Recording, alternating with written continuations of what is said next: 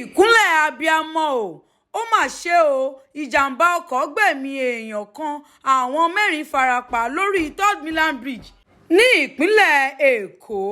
Àjọ tó ń rí sí ìrìnnà ojú pópó ní ìpínlẹ̀ Èkó Lagos State Traffic Management Authority LASTMA ti kéde pé ìjàmbá ọkọ̀ kan tó wáyé lórí afárá 3rd Mainland Bridge.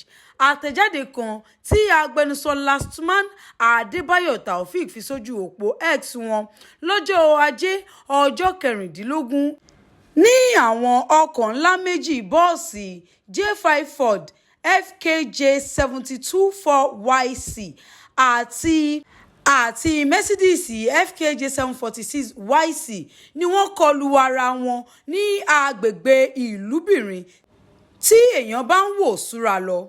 LASTMA ní èèyàn kan pàdánù ẹ̀mí rẹ̀ táwọn mẹ́rin mìíràn sì farapa níbi ìjàmbá ọkọ̀ náà. Ó ní àwọn èèyàn tó ń kọjá lọ náà ṣe àtìlẹ́yìn fáwọn láti rí àwọn èèyàn tó wà nínú ìjàmbá ọkọ̀ náà yọ. Ó mà ṣe o, k'Olódùmarè má jẹ́ ká rìn ní ọjọ́ tí ebi ń pa ọ̀nà ká sì má sí nílé lọ́jọ́ tí ebi ń pa ilé. Ó tẹ̀síwájú, ó wí pé èèyàn mẹ́ta nínú àwọn mẹ́rin tó wà nínú ọkọ̀ J5 ni àwọn rí yọ ní ààyè àmọ́ tí àwọn kò rí èèyàn kó yọ látàrí bí àwọn ẹrù tó wà nínú ọkọ̀ náà ṣe ti dà lé lórí. Ó fi kún un pé ìwádìí ṣàfihàn pé ìjánu ọkọ̀ ìyẹn bírèkì J5 Ford ló ṣàdédé yọnu lásìkò tó wà lórí eré, èyí tó fà á tó fi lọ kọlu ọkọ̀ ńlá ti Mercedes náà.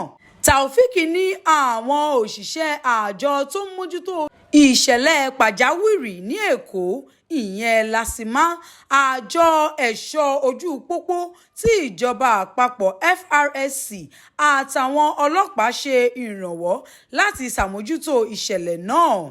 Ó ní gbogbo àwọn tó farapa níbi ìjàmbá náà ni wọ́n ti gbé lọ sí ilé ìwòsàn ìjọba ní ìpínlẹ̀ Èkó fún ìtọ́jú tó péye.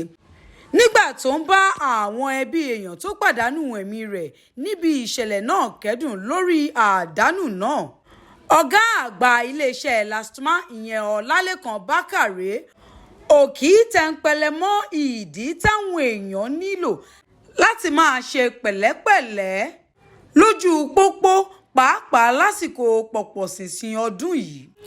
Bákàrè òkì tún pàrọwà sáwọn awakọ̀ láti máa ṣe pẹ̀lẹ́ lójú pópó kí wọ́n dènà eré àsápajúdé kí wọ́n ó sì rí i dájú pé ọkọ̀ wọn wà ní pípé kí wọ́n tó máa gbé e jáde. Kí Olódùmarè kó túbọ̀ máa fi ààbò àti ìṣọ́ rẹ̀ ṣọ́ wa. Mosúnmọ́lá ohun Olódùmarè ló ṣe àkójọpọ̀ ìròyìn yìí. Ire o, ire lójú owó rí.